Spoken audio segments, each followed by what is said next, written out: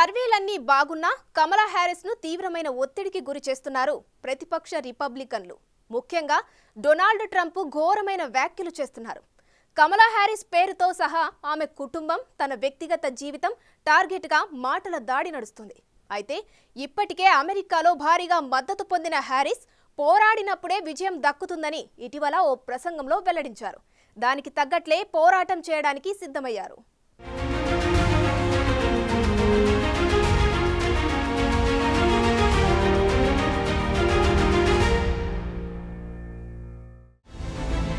Harris కు వస్తున్న మద్దతును తగ్గించడానికి ప్రత్యర్థి మాజీ అధ్యక్షుడు డొనాల్డ్ ట్రంప్ తీవ్రమైన విమర్శలు చేస్తున్నారు. తాజాగా కమలా హ్యారిస్ ను ఉద్దేశిస్తూ ఆమె ఒక బమ్ అని వ్యాఖ్యానించారు. అంటే ఈ అభ్యర్థిత్వాన్ని ఆమె అడుక్కొని తెచ్చుకున్నారని, ఆమె ఒక లూజర్ అని వ్యాఖ్యానించారు.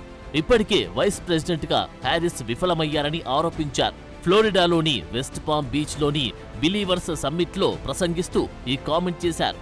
అమెరికన్లపై వెర్రి శాన్ ఫ్రాన్సిస్కో ఉదారవాద విలువలను బలవంతంగా రుద్దడానికి కమలా హ్యారిస్ వందలాది తీవ్ర వామపక్ష న్యాయమూర్తులను నియమిస్తారంటూ ట్రంప్ సంచలన వ్యాఖ్యలు చేశారు. ప్రధానంగా క్రైస్తవ ప్రేక్షకులను లక్ష్యంగా చేసుకున్న ట్రంప్ ప్రసంగంలో హ్యారిస్ విశ్వాసాలపై ప్రత్యక్ష దాడి చేశారు. She was a bum 3 weeks ago. She was a bum.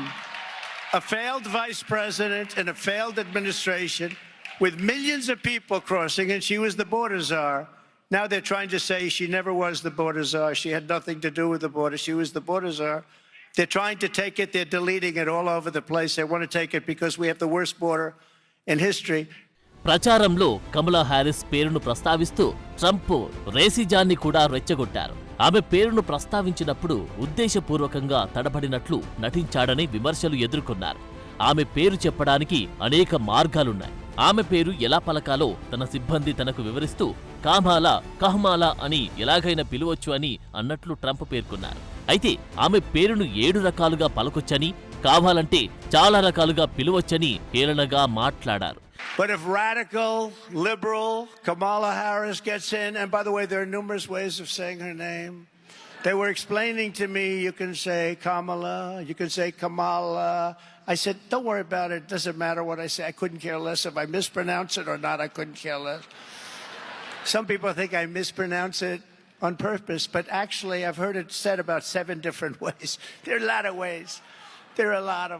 Trump ప్రసంగంలో యుఎస్ సరిహద్దు విధానంపై విమర్శలు ఎక్కువగా ఉండనప్పటికీ ఇమిగ్రేషన్ సమస్యలపై కమలా హ్యారిస్ పై దాడి చేసేటప్పుడు తన ప్రచార సరళిని మార్చారు.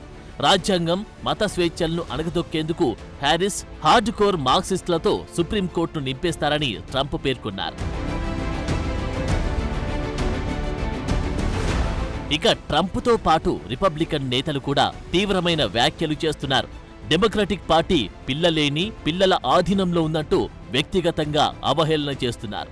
2020 రేసులో హ్యారిస్ ఎలాంటి పరీక్షల్లోనూ నిలబడలేదని కామెంట్లు చేస్తున్నారు. ఇలాంటి పరిస్థితుల మధ్య జాతి వివక్ష కూడా ఈ ఎన్నికల్లో కీలకంగా మారే అవకాశముందనే అభిప్రాయాలు వెలువడుతున్నాయి. దీనికి తోడు గత 4 ఏళ్లుగా జో బైడెన్ తీసుకున్న నిర్ణయాలు, దేశంలో పెరిగిన నిరుద్యోగం, ప్రపంచంలో జరుగుతున్న యుద్ధాల్లో అత్యుత్సాహం ప్రదర్శించడం వంటి అంశాలన్నీ కమలా హ్యారిస్ ను నిందించడానికి ఆయుధాలుగా రిపబ్లికన్లు వాడుకుంటున్నారు. అయితే ఎన్నికల్లో కమలా హ్యారిస్ ను ఎదుర్కోలేక భయంతో ఇలాంటి సిగ్గుమాలిన వ్యాఖ్యలు చేస్తున్నారంటూ డెమోక్రాట్లు కౌంటర్ ఇస్తున్నారు. కమలా హ్యారిస్ గెలుపు ఖాయమనే ధీమా వ్యక్తం చేస్తున్నారు.